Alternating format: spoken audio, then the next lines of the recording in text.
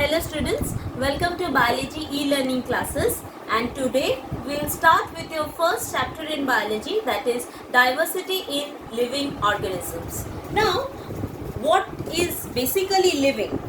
There are certain distinctive characters that is exhibited by the living organisms and which distinguish between the living and the non-living.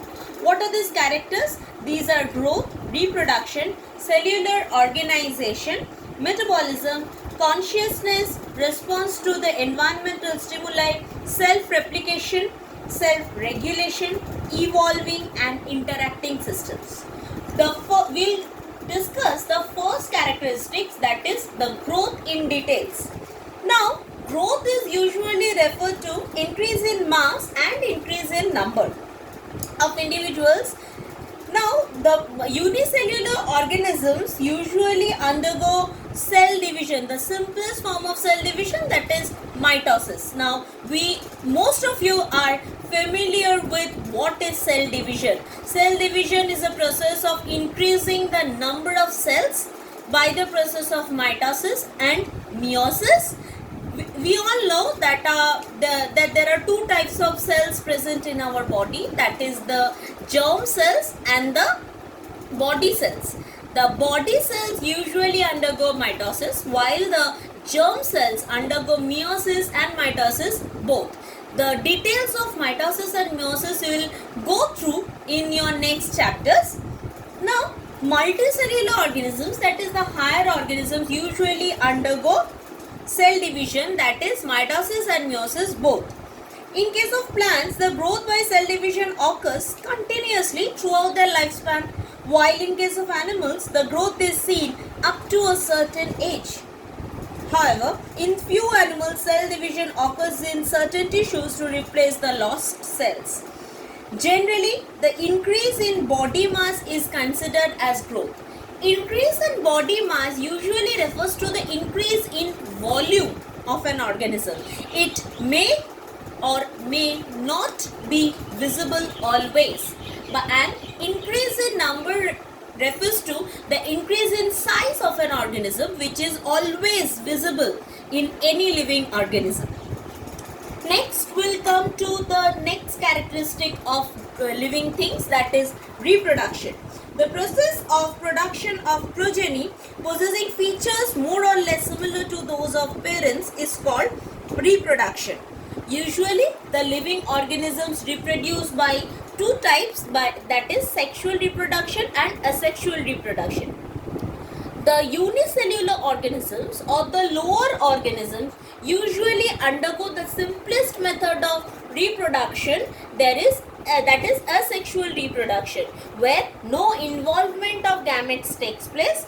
The organisms reproduce only by cell division. And in this case of in this type of reproduction, there is no genetic variation takes place. In asexual reproduction, the new organism which is formed is usually the clone of the parent one. But in case of multicellular organisms, as we go through higher organisms, they usually undergo sexual reproduction, which is the main method of reproduction where involvement of gametes takes place. That is, there are two types of gametes, the male gamete and the female gamete, which fertilize to form a zygote. This produces a new organism. Now, in sexual reproduction, the new organism form is genetically dissimilar from the parent one, and this creates variation in nature which helps the new organism produce to adapt itself in the nature. Now, usually coming back to the unicellular organisms reproduce or multiply by cell division. In these organisms, reproduction is synonymous with growth, that is increase in number of cells. But there are few organisms which which produce progeny without undergoing reproduction. We'll come to these types of reproduction in your later chapters. Usually they are called parthenocarpy or apomixis. These are the special types of reproduction, and these usually takes place in plants. But the non-living things usually don't reproduce. We'll come to the next type of next characteristic of living organisms, that is metabolisms.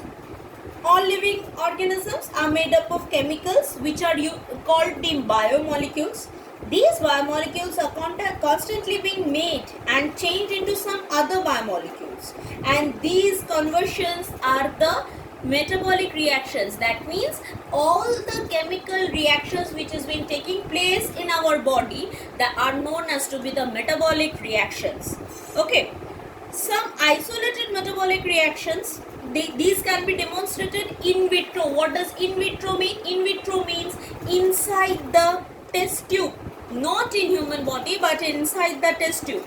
Such reactions are not living things but can be considered as living reactions. Okay, now the metabolism or the process of metabolic reactions can be categorized into two. Sometimes the macromolecules gets broken down to produce energy, and many micromolecules are being formed. Usually we know biomolecules are composed of macromolecules and micromolecules. When macromolecules divide to form the micromolecules, this process is known as catabolism. That means breaking of complex form of molecules takes place and simple form of molecules is produced. What is the purpose of this reaction? Usually ATP is produced, which is being utilized by the living organism.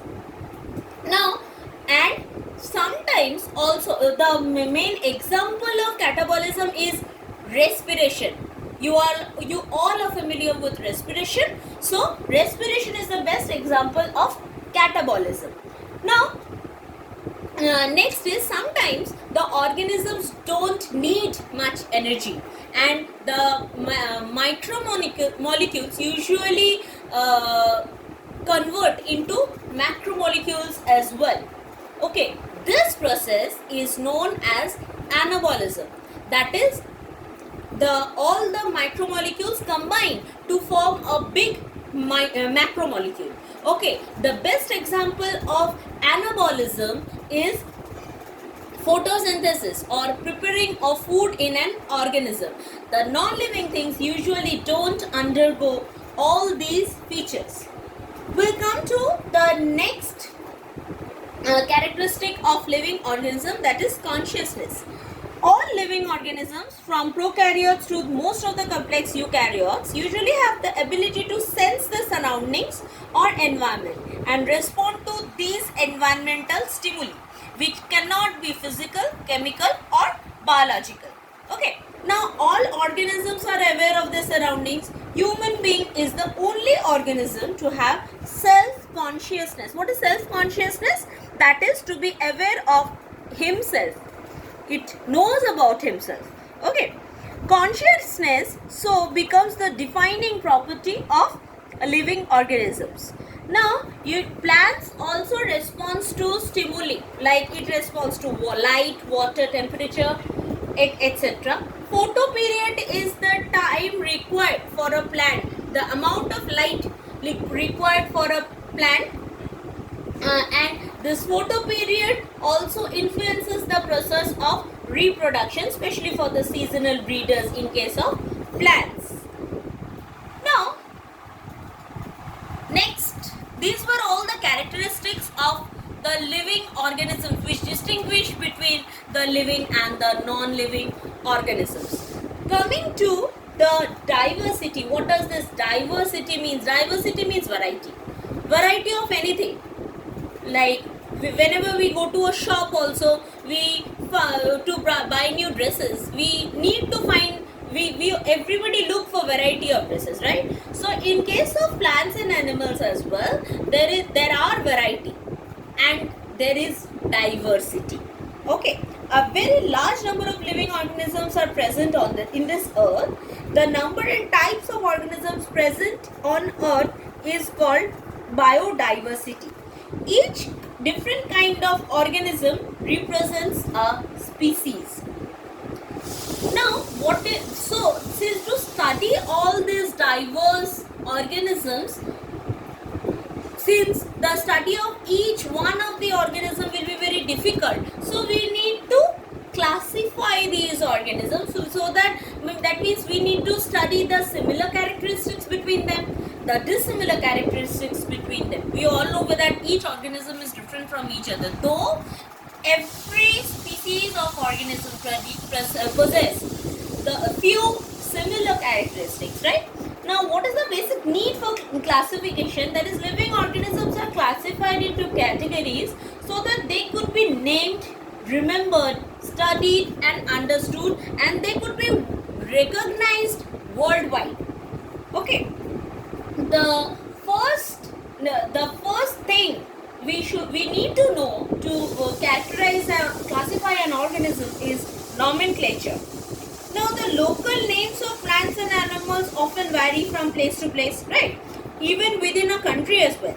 So, there is a need to standardize the naming of the living organism such that the particular organism is known by the same name all over the world. The process of giving standard scientific names to the organism is usually called nomenclature. The scientific names, what is the importance of scientific names? They ensure that each organism has only one name worldwide. Such a name has not been used for any other organism. These scientific names are based on agreed principles and criteria which are provided in two what we can say that by two organizations, that is ICBN and ICZN. ICBN is usually for plants, which stands for International Code for Botanical Nomenclature, and ICZN is usually for animals, which stands for International Code of Zoological Nomenclature. Okay, next we will come to the binomial nomenclature. This naming system was usually for the first time given by Carolus Linnaeus and is being practiced by all biologists all over the world. According to this binomial nomenclature, each name has two components, the generic name and the specific epithet. Like in case of mango, the scientific name for mango is Mangifera indica. In this name, the Mangifera represents the genus, while the indica is a particular species or a specific epithet. Now, the universal rules for nomenclature is biological names are generally in Latin and written in italics. They are Latinized or derived from Latin irrespective of their origin. Both the words in a biological name, when handwritten, are separately underlined or printed in italics to indicate their Latin origin. The first word denoting the genus starts with a capital letter, while the species epithet starts with a small letter always.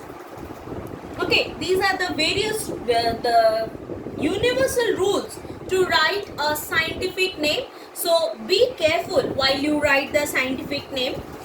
Next thing which we will be coming to is characterization and identification. Okay, the nomenclature is only possible when organism is being described correctly and we know what the organism name is attached to, right? So first the organism has to be described for its morphological and other characteristics, and this particular process is known as characterization. On the basis of its characteristics, it is decided whether it is similar to any known group and or it is dissimilar to that particular group. And this particular process is known as identification. So, identification is to determine the correct place of an organism in a previously established plan of classification. So, in my next video, we will continue with the other parts of the chapter. So, if you have any doubts up to this, you can feel free to ask me in the comment section of WhatsApp app. Thank you.